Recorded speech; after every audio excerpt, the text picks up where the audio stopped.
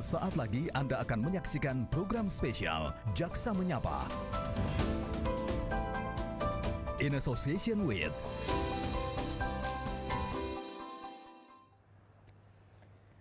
Pemirsa, Kejaksaan Agung mendorong penerapan keadilan restoratif dalam sistem peradilan di Indonesia. Keadilan restoratif merupakan usaha mencapai keadilan untuk kasus-kasus pidana umum ringan serta kasus yang tidak merugikan publik.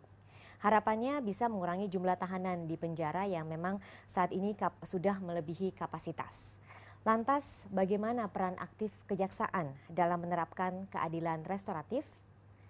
Inilah program spesial Jaksa Menyapa bersama saya Lucia Saharwi. Dan saat ini saya sudah bersama Jaksa Agung Republik Indonesia, Bapak ST Burhanuddin di Gedung Kejaksaan Agung RI. Selamat malam Pak Burhanuddin. Iya.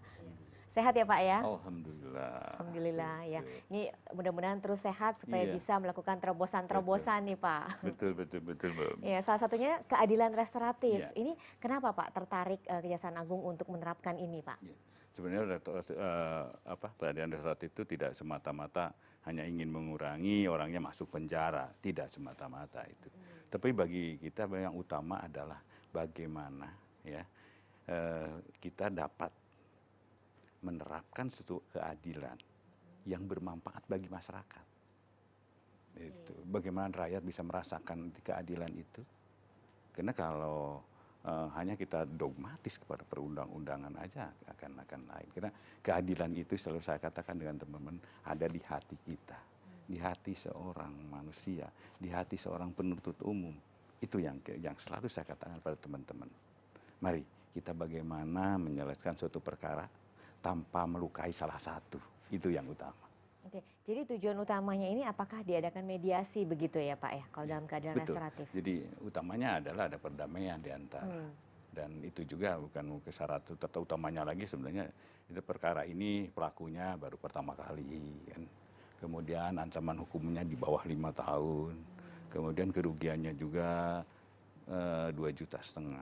Itu ada perkara-perkara yang tertentu yang tidak semua perkara dapat dilakukan restoratif justice. Oke, ada dasar hukumnya nggak Pak untuk penerapan ini? Tentu sebenarnya ini adalah dominus litis. Ada suatu kekuasaan ya bahwa seorang jaksa itu untuk dapat menentukan seseorang itu bahwa bisa dibawa ke pengadilan atau tidak. Itu ada di ajas dominus litis kita punya.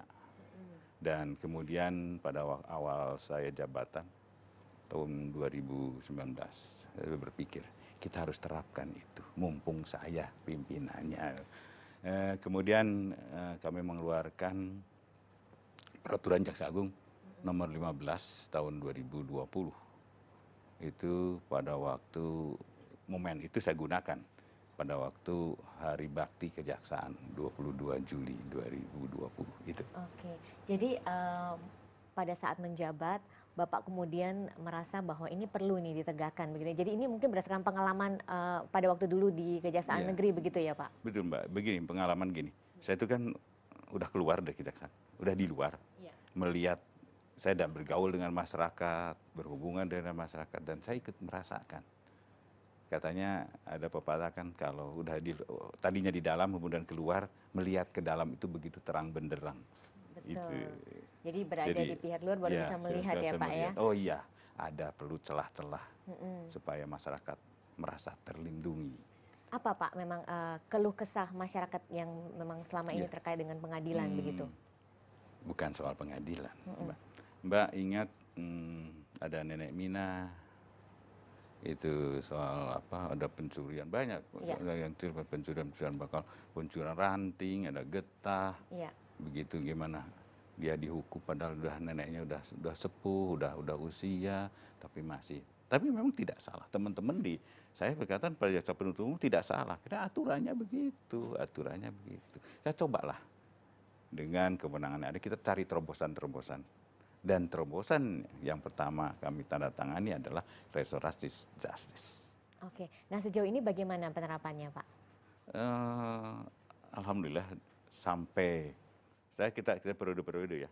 Di tahun 2020 itu ada 222 itu. Kemudian yang ini nanti kita perhitungan, ini udah bulan Januari, Februari, Maret, gitu, April. Ini juga terus berjalan. Dan alhamdulillah respon dari masyarakat bagus. Respon dari politikus bagus, bahkan respon dari Pak akademisi juga bagus. Dan ini selalu saya terapkan pada teman-teman, kita buktikan kepada masyarakat bahwa keadilan itu masih ada. Betul. Jadi sejauh ini kalau dari pengalaman tahun lalu itu ada sekitar 222 kasus yang kemudian tidak perlu disidangkan begitu ya Pak ya? Iya, bisa diselesaikan dengan restoratif justice. Nah, untuk tahun ini ada berapa target banyaknya perkara Pak yang diselesaikan Pak? Sebenarnya saya tidak menghendaki adanya target-target. Karena target itu menentukan. Bisa aja konotasi negatifnya, target itu yang tidak ada pun jadi ada. Itu konotasi negatifnya. Walaupun ada konotasi positifnya. Bahwa dengan target itu ada memacu teman-teman untuk bekerja dengan sebaik-baiknya. Itu. Jadi yang utamanya bagi saya bagaimana kita akan evaluasi masyarakat bagaimana sudah merasakan rasa keadilan itu dapat kita penuhi. Sejauh ini tantangannya di lapangan bagaimana Pak setelah penerapan keadilan restoratif ini? Tantangannya adalah dari dalam aja sebenarnya. Teman-teman yang membiasakan diri dengan sistem harus dilimpahkan ke pengadilan, dan ini perlu pengawasan, itu aja. Jadi saya tidak ingin ya niat baik kita bersama dicederai oleh perbuatan-perbuatan tercela oleh jaksa-jaksa. Karena ini sangat ranum begitu untuk melakukan suatu perbuatan negatif. Ya. Perkara menjadi tidak disidangkan itu, tetapi bagi kami adalah pengawasan yang ditingkatkan. Itu yang kami pun. Dan saya juga dengan adanya media, saya bersyukur pengawasan kami lebih-lebih. Media bisa ngawasi jaksa-jaksa, melakukan ini, dan ini bagi kami hal-hal yang sangat positif. Kalau mungkin bagi seorang media itu adalah kurang mengenakan, bagi saya enak pengawasan, karena kami tidak bisa menjangkau ke teman-teman, ke masyarakat di daerah. Tetapi dengan adanya media, satu saat terjadi dalam 2-3 menit sudah muncul di media di Jakarta, dan itu menguntungkan kami untuk melakukan pengawasan terhadap jaksa-jaksa yang melakukan pelaksanaan yang diberi tugas oleh perundang-undangan itu. Aduan masyarakat juga ya Pak ya? Ya perlu, itu juga itu sebagai pengawasan juga menentukan masyarakat gitu. Iya. Dalam menerapkan asas keadilan restoratif ini sebenarnya ada syarat-syaratnya nggak sih Pak? Iya, syaratnya yang utama yang tadi kan bukan perbuatan pengulangan. Artinya baru melakukan satu kali perbuatan yang pertama, artinya melakukan perbuatan itu yang pertama. Yang kedua adalah hukumannya, ancaman hukuman maksud saya di bawah 5 tahun. Kemudian kerugian juga tidak lebih dari 2,5 juta. Itu yang bisa. Mungkin tapi dalam hal ini terkadang pihak korban yang susah untuk memaafkan begitu ya Pak ya? Iya, justru itu harus ada perdamaian. Perdamaian itu kan gimana juga kalau ada win-win solution kalau ada perdamaian. Tapi kalau misalnya harus di persidangan, itu kayak saya melihat bukan win-win solution. Ada penghukuman, ada pembalasan. Tetapi kalau dengan resolusi adalah win-win solution, terbaik bagi berdua yang bermasalah. Jadi meskipun misalnya syarat-syaratnya sudah terpenuhi, tapi pihak korban tetap memaksa untuk diajukan ke pengadilan, tidak bisa, Mbak. Itu kita utamanya adalah cari win-win solution. Ini kan pidana memang biasanya tidak pernah ada mediasi begitu ya Pak ya, baru kali ini begitu ya dengan keadilan restoratif ini ya Pak ya. Kalau perdata memang selalu ada mediasi. Di dalam persidangan diawali dengan itu. Jadi ini memang terobosan baru nih Pak ya untuk pengadilan kita begitu ya Pak ya. Ya untuk pelaksanaan persidangan pidana itu. Oke, baik. Kemudian bagaimana, apakah kemudian dengan adanya keadilan restoratif ini ada nilai tambah yang dirasakan? Kita akan bahas lebih lanjut lagi nanti Pak Burhanuddin. Pemirsa jangan kemana-mana, Jaksa Menyapa masih akan kembali sesaat lagi. Ini adalah kewajiban yang harus mereka laksanakan. Gimana pun juga yang utamanya yang terpenting bagi ini kayak bukan nilai tambah bagi masyarakat, iya. Masyarakat merasa bahwa keadilan masih ada di dalam mereka.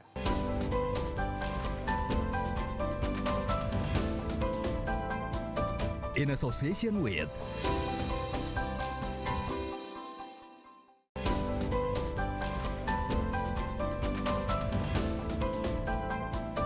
In association with Kembali lagi dalam program Jaksa Menyapa, kita masih berbicara mengenai keadilan restoratif dalam sistem peradilan di Indonesia. Masih bersama Jaksa Agung Republik Indonesia, Bapak ST Burhanuddin. Pak, ini sebenarnya ada seperti nilai tambah nggak sih Pak yang diberikan kepada para kepala kejaksaan negeri bila melakukan keadilan restoratif ini? Nilai tambah untuk para kajati tidak ada pasti, Mbak. Para kajati tidak ada. Ini adalah kewajiban yang harus mereka laksanakan. Gimana pun juga yang utamanya yang terpenting bagi ini kayak bukan nilai tambah bagi masyarakat, iya. Masyarakat merasa bahwa keadilan masih ada di dalam mereka. Yang selama ini kadang-kadang itu yang saya katakan, ada nenek-nenek Minah yang hanya mencuri sandal jepit atau apapun, ini yang terjadi. Dan nilai tambahnya adalah tidak terjadi lagi itu. Dan utamanya rasa keadilan mereka dapat terpenuhi. Tapi apakah tidak dikhawatirkan dengan adanya keadilan restoratif ini kemudian banyak yang nggak apa-apa lah saya mencuri sendal misalnya, toh tidak akan dihukum, seperti itu begitu Pak? Ya, kemungkinan itu ada. Tapi apapun yang terjadi, kita wajib ya melakukan upaya-upaya bagaimana memberikan rasa adil kepada masyarakat. Itu yang utamanya. Kalau ekses itu pasti ada. Setiap pelaksanaan, setiap langkah pasti ada. Tetapi yang utamanya bagaimana kita dapat memberikan rasa keadilan ke masyarakat, rasa adil bagi masyarakat. Itu yang kita tuju, Mbak. Pak Burhanuddin sendiri ini melihat pada waktu keluar itu apa sih yang dilihat yang kemudian menggelitik perasaannya untuk memang ini harus diterapkan begitu keadilan restoratif? Itu yang tadi awal saya katakan, bahwa ada hal-hal yang seharusnya tidak terjadi itu. Misalnya harus ke penjara, misalnya ambil sandal harus masuk bui, ya memang iya secara aturan memenuhi syarat formil untuk pasal pencurian ada, tetapi kan kembali lagi ke diri kita, adil nggak sih hanya mencuri sebatang ranting atau mungkin getah karet yang nilainya kecil, harus dia kehilangan hak kebebasannya masuk bui. Itu yang utama, Mbak.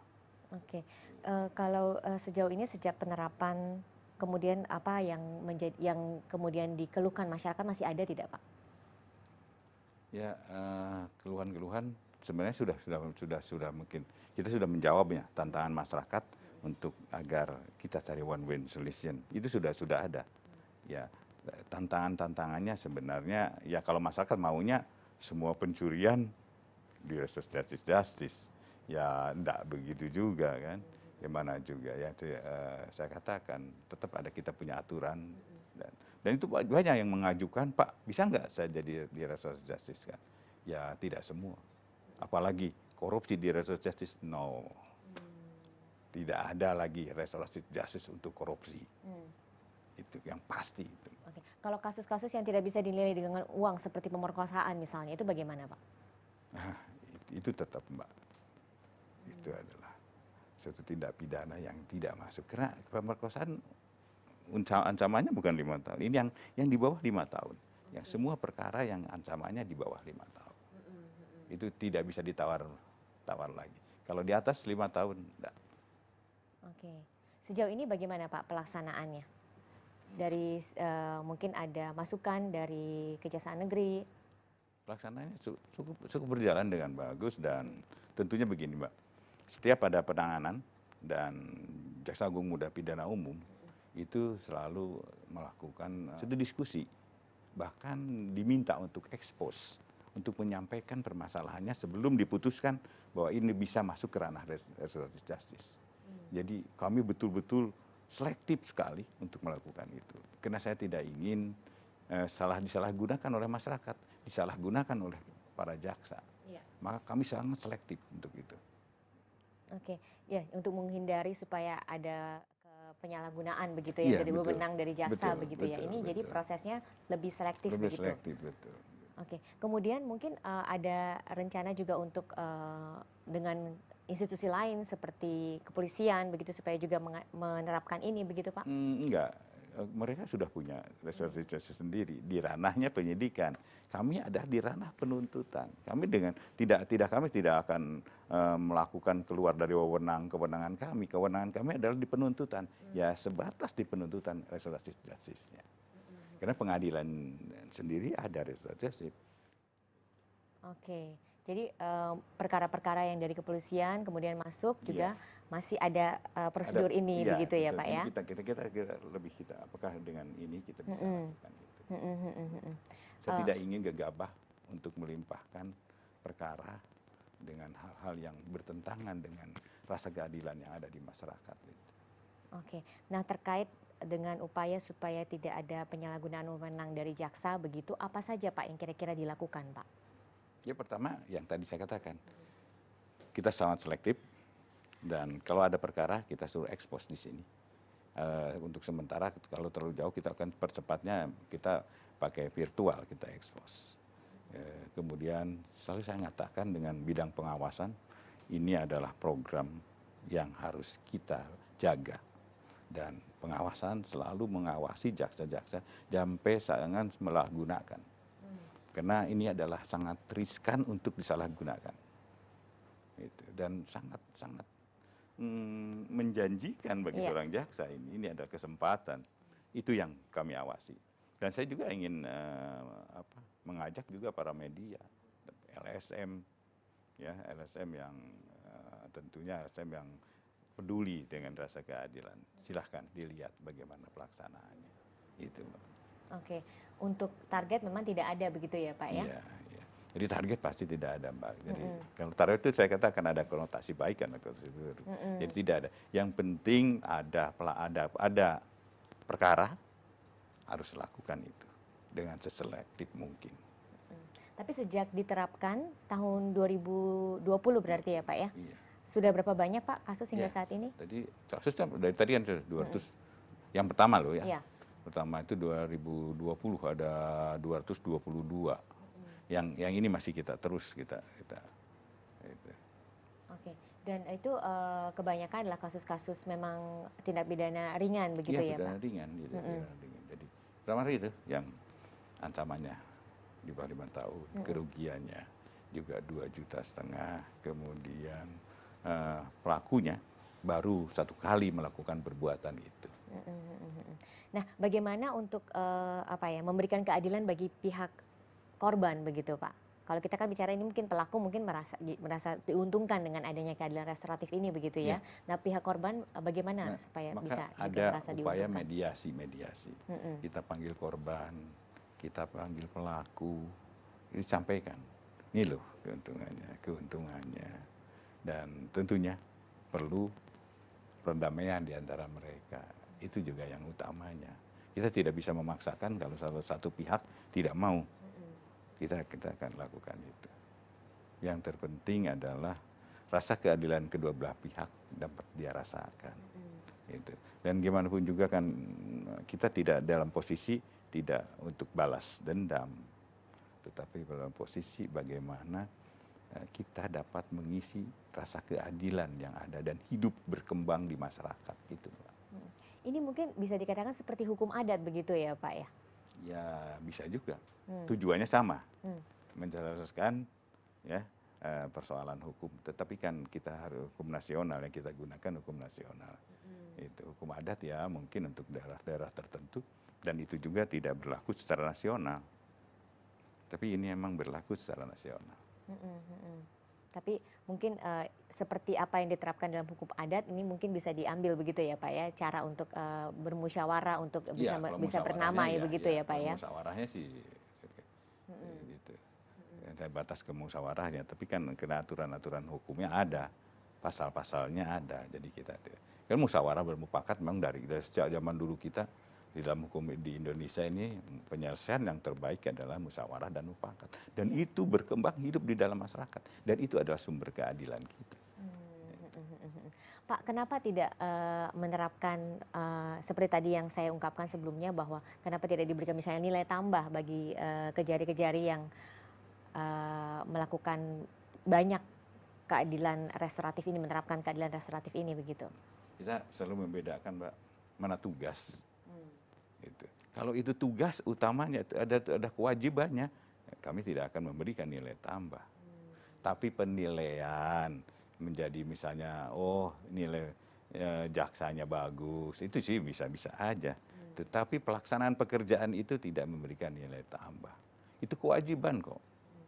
Tetapi dalam pelaksanaannya bisa bagus, memenuhi kebutuhan rasa adil di masyarakat, ya itu nilai tambahnya.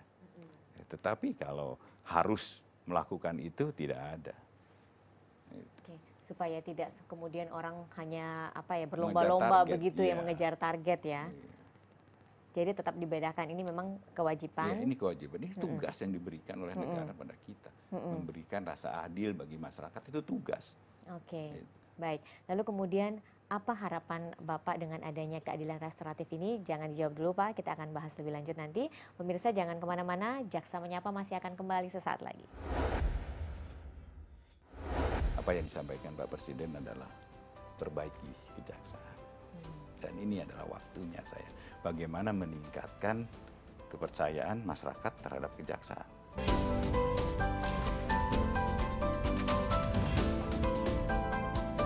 In association with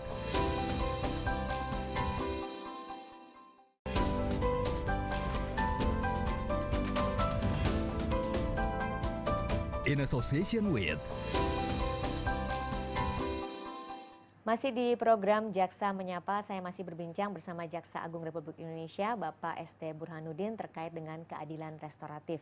Pak, tadi kan Bapak mengatakan bahwa ini tujuannya adalah untuk masyarakat begitu ya. Nah, setelah diterapkan, bagaimana Pak tanggapan dari masyarakat terkait keadilan restoratif ini? Alhamdulillah, tanggapan masyarakat sangat positif.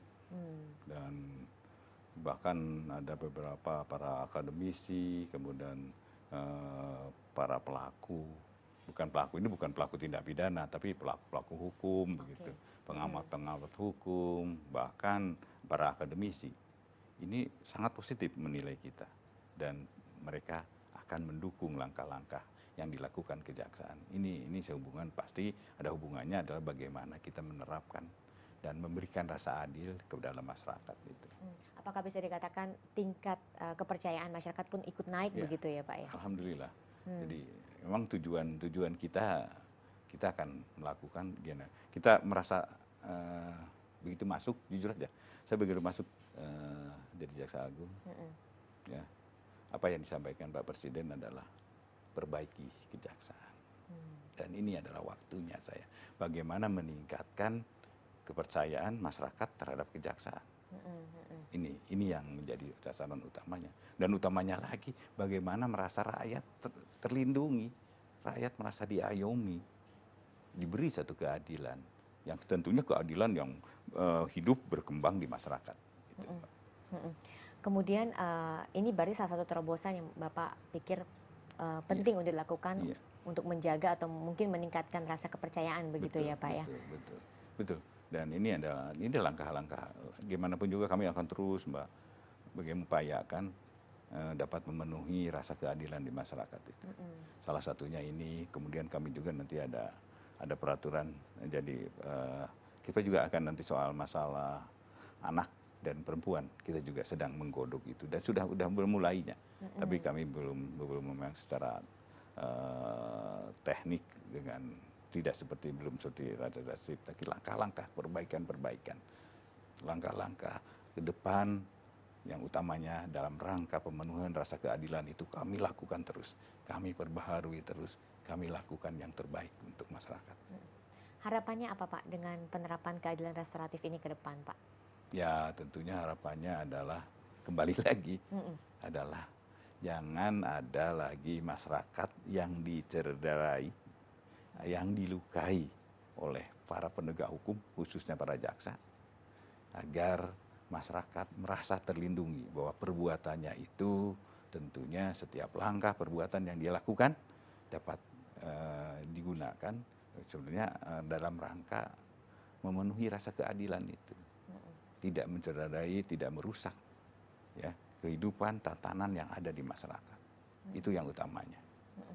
Oke, menurut Bapak tantangan terbesar nanti itu adalah apa, Pak? Ya, sumber daya manusia lagi. Sumber daya manusia, sumber daya ya. jaksa. Saya menghendaki jaksa zero perbuatan tercela. Itu bagi saya itu zero perbuatan tercela. Dan Mbak tahu jaksa kondisi sekarang gitu ya, sekarang udah mulai berbagus ya. Dulu aduh kalau jaksa di mana-mana di berita-berita itu jaksa yang nakal begini, jaksa yang begini, yang begini. Saya ke depan saya ingin zero, tidak ada lagi jaksa yang melakukan perbuatan tercela, apalagi melukai hati masyarakat. Oke, baik. Apakah itu berarti juga ada peningkatan dalam hal untuk SDM ini, Pak? Alhamdulillah ada, dan itu sebenarnya faktor utama yang kami gunakan adalah pengawasan. Itulah. Kalau diawasi terus, jaksa mau melakukan perbuatan aja mikir-mikir dulu. Dan saya tegaskan siapapun yang melakukan ya dengan kapasitas atau dengan volume ya perbuatannya itu kecil besar, saya akan tindak. Saya tidak mau ada lagi jaksa yang melukai hati masyarakat.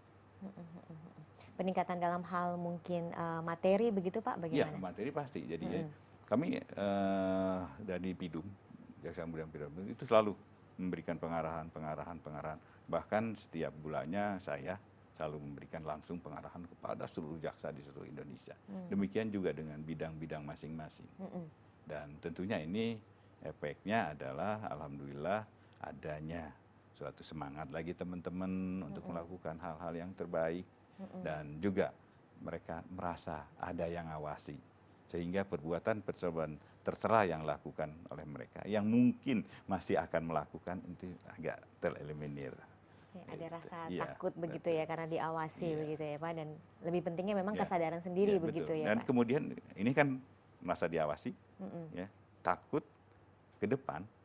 Saya telah sadar itu yang tujuan utamanya, bahwa mereka adalah abdi negara, abdi masyarakat, dan tentunya ya mereka pun makan dari duit masyarakat.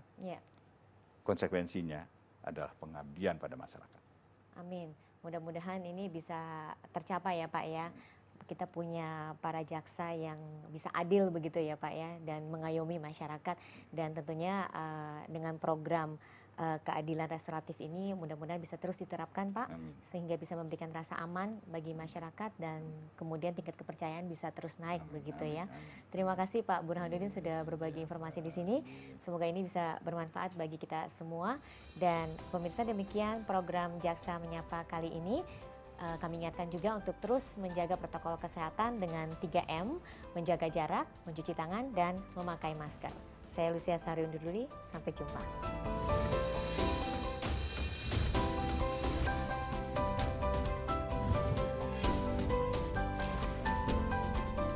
Terima kasih Anda telah menyaksikan program spesial Jaksa Menyapa.